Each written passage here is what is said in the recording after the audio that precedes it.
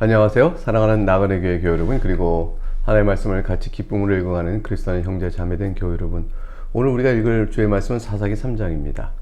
우리는 앞서 2장에서 이스라엘이 하나님과의 언약을 어기고 하나님의 목소리를 순종치 아니었죠. 그래서 하나님께서 여호수아가 죽었을 때 아직 정복되지 않았던 남아있던 이방 민족들을 다시는 내어쫓지 않겠다라고 말씀하셨습니다.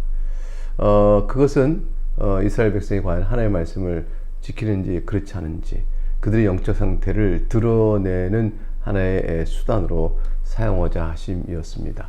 저들이 하나님의 말씀을 의지하여 그럼에도 불구하고 나아가면 그 남은 족속은 이길 것이요, 그러나 그들이 하나님의 말씀에 불순종하면 그들은 남은 족속을 내쫓지 못하고 도리어 그들과 함께 살면서 또 더 많은 죄를 짓겠죠. 그걸 통해서 이스라엘 백성의 영적 상태가 어떤지를 드러내는 하나의 시험의 도구, 방편, 수단이 되어집니다.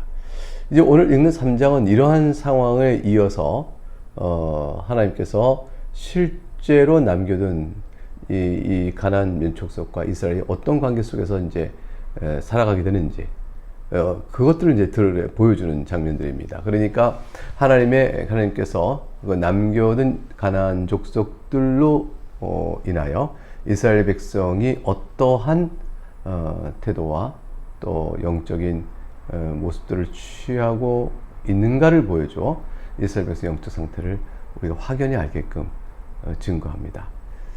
1절부터 보게 되면요, 여호와께서 가나안의 모든 전쟁을 알지 못한 이스라엘을 시험하려 하시며 이스라엘 자손의 세대 중에 아직 전쟁을 알지 못하는 자들에게 그것을 가르쳐 알게 하려 하사 남겨두신 이방 민족들은, 이제 아직 이스라엘 자손 중에 전쟁을 알지 못한 자들이다. 아직 어린 자들이죠. 그런 자들이 과연 지금 어떻게 우리가 이 땅을 이만큼이라도 정복하게 되었는가? 이것은 하나님께서 도우심이었다라는 사실을 알게 하시기 위함이에요. 왜냐하면 남아있는 족속들도 같은 믿음으로 이렇게 정복을 하러 나가면 하나님께서 역시 도와주실 것이기 때문에 저들이 전쟁은 하나님께서 하시는 거구나, 이걸 알게 되지 않겠어요? 그래서 하나님께서 그들에게 전쟁 알지 못한 자에게 전쟁이 과연 어떻게 된 것인지, 이거를 이제 알려주시려고 남겨주신 이방 민족들, 순종하면 그것을 알게 되고 불순종하면 오히려 심판을 받게 되겠죠. 3절, 그게 하나님 언약이니까요.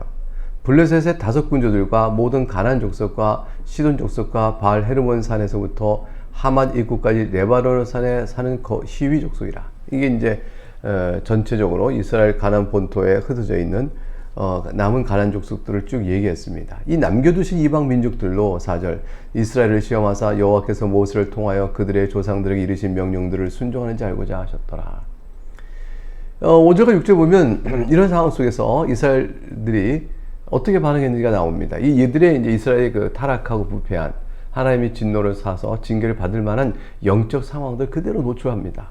5절 보면, 그러므로 이스라엘 자손은 가나안 족속과 헷 족속과 아모리 족속과 브리스 족속과 히위 족속과 여부스 족속 가운데 거주하면서, 이제 이 가나안 족속과 함께 어울려 살면서 말이죠.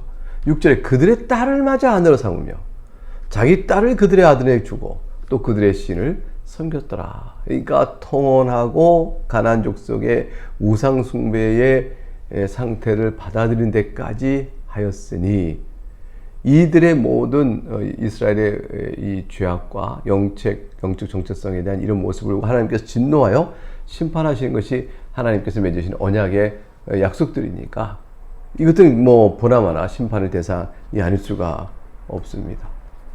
이제 7절부터 시작해서 3장 7절부터 해서 사사기 16장까지 이어지는 긴 흐름을 통해서 사사기는요, 여러 각 지역 12지파 흩어져 있잖아요. 근데 그 여러 각 지역에 흩어져 있는 지역에서 사사들이 일어나서 이스라엘의 타락에 대한 하나님의 징계로 인해 그들이 고통 속에 있을 때 회개하면 하나님이 사사를 각 지역에서 드러내서 그들을 무찌르고 또 물리치고 이스라엘 다시 구원하시는 그런 일들의 역사가 이어집니다. 그렇게 구원을 받으면 이스라엘이 각성하여 하나님 앞에서 살아야 할 텐데 은혜를 망각하고 다시 범죄합니다. 그게 악순환의 그 굴레를 계속 돌아가죠. 이스라엘의 범죄, 하나님의 징계, 이스라엘의 고통 속에 부르짖음과 회개, 하나님의 사사를 세우심, 그리고 이스라엘이 구원받은 후에 다시 은혜를 망각하고 다시 범죄. 하나님께서 또 징계 내리시고 그대로 이걸 반복해 나가는 단계로 16장 31절까지 나아갑니다.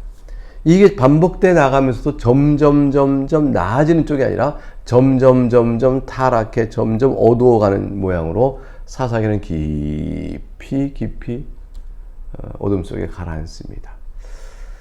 자, 그러면 오늘 저 3장에 살필 사사들은 어느 지역에 활동한 사람인지 그걸 보여주는 내용을 이제 한번 그림을 보면서 내용을 살펴보도록 하죠.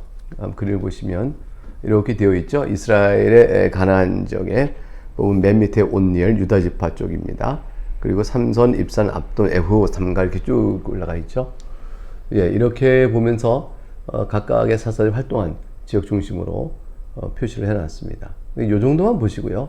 아, 기도원 그러면 저쪽에서 행한 사람이었구나. 므낫세 지파가 있는 땅 쪽에서 활동했네. 이렇게 보시면 되겠습니다. 자, 그럼 오늘 7절부터 내용을 보죠. 이스라엘 자손이 여호와의 목전에 악을 행하여 자기들의 하나님 여호와를 잊어버리고 바알과 아세라를 섬긴지라. 이 범죄였습니다. 하나님이 가장 미워하시는 죄를 범했습니다. 하나님 잊어버렸어요. 바알과 아세라를 섬겼어요. 그러자 하나님께서 진노하십니다. 8절 여호와께서 이스라엘에게 진노하사 그들을 메소포타미아 왕 구산 리사다임의 손에 파셨으므로 이스라엘 자손이 구산 리사다임을 몇 년, 8년 동안 섬겼더니 그래서 메소포타미아 왕 구산 리사다임의 손에 장악되어져서 갇힌 공물을 내고 또 고통을 8년 동안 받으면서 너무 힘들게 되어졌죠. 이 고통, 그 지배당하는 그 착취를 당하였던 이 고통 속에서 9절에 이스라엘 자손이 여호와께 부르짖게 되어집니다. 8년이 지나서야 도저히 못 견디겠다가요 하나님을 기억하여 하나님을 찾는 거예요. 하나님 저들을 들으실까요? 제 부르짖음을? 이게 하나님 징계로 이루어진 거거든요. 8년 동안 섬기된 이 과정 자체가 징계였어요. 왜 1년차 때 회개하지 않았을까요? 그 자체도 징계였어요. 2년차, 3년차 가고 가는 것, 하나님이 저들을 하나님의 바로 찾지 않도록 내버려 두셔버리는 것, 영적으로 저들을 깨닫지 못하도록 내버려 두시는 것, 이게 하나님 자체가 징계입니다. 8년쯤 됐을 때 하나님의 은혜가 임한 거죠. 하나님의 은혜가 임해서 저들이 여호와께 막 부르짖게 되었습니다. 부르짖음은 저들의 공로가 아닙니다. 하나님께서 저들을 구원하기 위하여 은혜를 베풀어 회개토록 이끄신 거였어요. 그래서 9절에 보니까 여호와께서 이스라엘 자손을 위하여 한 구원자를 세워 그들을 구원하게 하시니 예비하신 구원자가 있었던 거죠. 그는 곧 갈렙의 아우 그나스의 아들 온니엘이라. 그래서 갈렙의 조카인 온니엘을 하나님이 세우셔서 저들의 구산 레다다임에서 당하는 모든 압제와 고통과 착취에서 구원하게 하시겠습니다. 10절 그래서 온니엘에게 여호와의 영이 그에게 임하셨으므로 그가 이스라엘의 사사가 되어 나아가서 싸울 때에 여호와께서 메소포타미아 구산 리사다임을 그의 손에 넘겨주심에 온니엘의 손이 구산 리사다임을 이기니라. 자, 그래서 구원을 받습니다. 구원해서 그 땅이 평안한 지 40년에 그나스의 아들 온니엘이 죽었더라. 40년 동안 평안을 유지하게 되어집니다. 그 사이에 12절 보니까 이스라엘 자손이 잊어버려요.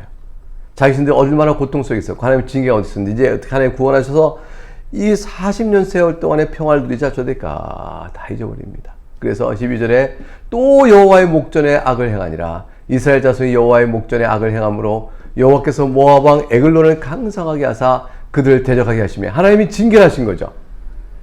13절에 에글론이 암몬과 아말렉 자손을 모아가지고 와서 이스라엘 쳐서 종려나무 성읍을 점령한지라.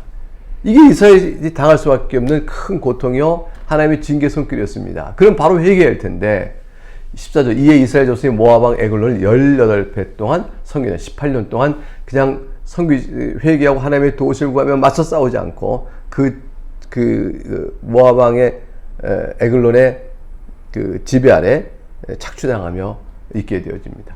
고통스럽죠. 그러자 15절에 이스라엘 자손이 여호와께 부르짖습니다. 하나님께서 18년 동안 고통을 주셨어요. 8년 동안 했던 데에서 이제 18년 연장을 하셨습니다. 이 정도의 고통을 당하면 이제 비로소 저들이 하나님께 막 돌아오기 시작한 거죠. 하나님께서 이제 저들을 구원하기 위하여 부르짖는 회개의 은혜를 베푸십니다. 여호와께서 그들을 위하여 한 구원자를 세우셨으니 15절 그는 곧 베냐민 사람 게라의 아들 왼손잡이 에웃이라. 이스라엘 자손이 그를 통하여 모압 왕 에글론에게 공물을 바칠 때에 바칠 때에 자 에웃이 등장했어요. 여러분 에웃은 여러분 그 지도에 보게 되면 나와 있죠. 그게 베냐민 지파 땅이죠. 거기에서 이제 에웃이 등장해서 그때의 에웃이 16절에 길이가 한 규빗 되는 좌우의 날선 칼을 만들어 그의 오른쪽 허벅지 옷 속에 탁 차고 곡물을 모압왕 에글론에 바쳤는데 에글론 매우 비둔한 자였더라. 18절 에훗이 곡물 바치기를 마친 후에 곡물을 메고 온 자들을 보내고 19절 자기는 길갈 근처 돌 뜨는 곳에서부터 돌아와서 이르되 왕이여 내가 은밀한 일을 왕에게 아뢰려 하나이다 하니 왕이 명령하여 조용히 하라 하며 모셔 선자들이 다 물러간지라. 에훗이 왕과 독대하게 됩니다. 그에게 들어가니 왕은 서늘한 다락방에 홀로 앉아있는 중이라. 이제 마침 기회가 온 거죠. 에훗이 이르되 내가 하나님의 명령을 받들어 왕의 알을 일이 있나이다 하며 왕이 그의 자석에 일어나니 에훗이 왼손을 탁 뻗칩니다. 그의 오른쪽 허벅지 칼을 쫙 뺍니다. 허벅지 칼을 빼가지고 왕의 몸을 쿡 찌르게 되었습니다. 칼자루도 날을 따라 들어가서 그 끝이 등 뒤까지 툭 뚫고 나갔습니다. 또 그가 칼을 그의 몸에서 빼내지 아니하였으므로 살의 기름이 칼날에 엉켜버렸죠.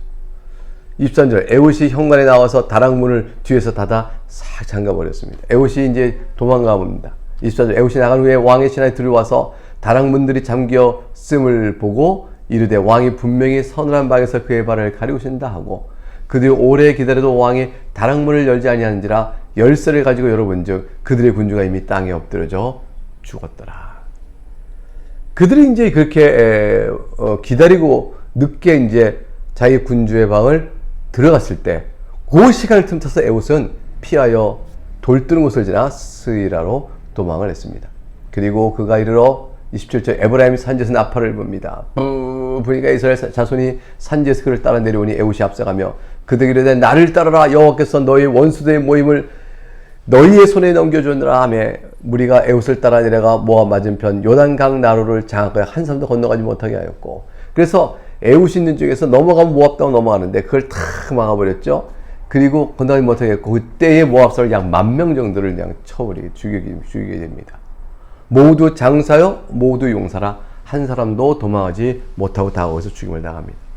그날의 모압이 30절 이스라엘 수하에 굴복하며 그 땅이 그때부터 무려 80년 동안 평온하였습니다. 큰 하나님께 은혜를 주신 것이죠. 에훗 후에는 아낫의 아들 삼갈이 있어 소모는 목대기로 블레셋 사람 600명을 죽였고 그래서 이스라엘을 구원하였더라. 그 다음에 삼갈은 여러분 삼갈은 다른 사사들과 달리 어느 지파 출신인지가 성경에 나오지 않습니다. 다만 에훗과 가까운 곳에 있어야 않았겠나 이 정도 생각을 합니다. 에훗은 아주 전설적인 사사였어요. 왜냐하면 소모는 막대기 하나 갖고 블레셋 600명이나 죽였으니까요. 그래서 여러분 지도에 보면 삼갈을 저쪽 지중해 저쪽 끝에 놨죠. 바닷가 쪽에. 왜 그랬냐면 블레셋 사람들 그쪽에 있으니까 그쪽을 치고 하는 데에 사역적 활동을 했다 해서 삼갈은 어느 지파 사람인지 모르지만 그쪽에 딱 넣고 표시해 두었습니다. 네, 요 정도로 해서 오늘 우리는 온니엘 사사, 에훗 사사, 삼갈 사사 이렇게 3명의 사사들이 활동한 것을 봤습니다. 활동을 봤는데 이 내용은 보니까 어떻죠? 하나님께서 저들을 회개케 하는 그 기간까지 저들은 회개치 않고 있다가 고통에 부르짖고 마침내 회개가 될 때 하나님은 준비된 사사를 보내주셔서 저들을 용서하시고 품으셨다. 그런데 저들은 또다시 하나님을 배반하고 죄를 졌다. 이런 내용들을 우리가 오늘 살펴보게 됐습니다. 오늘 3장에서 본 이 내용은 앞으로 4장 이어져가는 것도 계속 반복해서 나오게 될 것입니다. 예, 여기까지 오늘 살폈습니다. 감사합니다.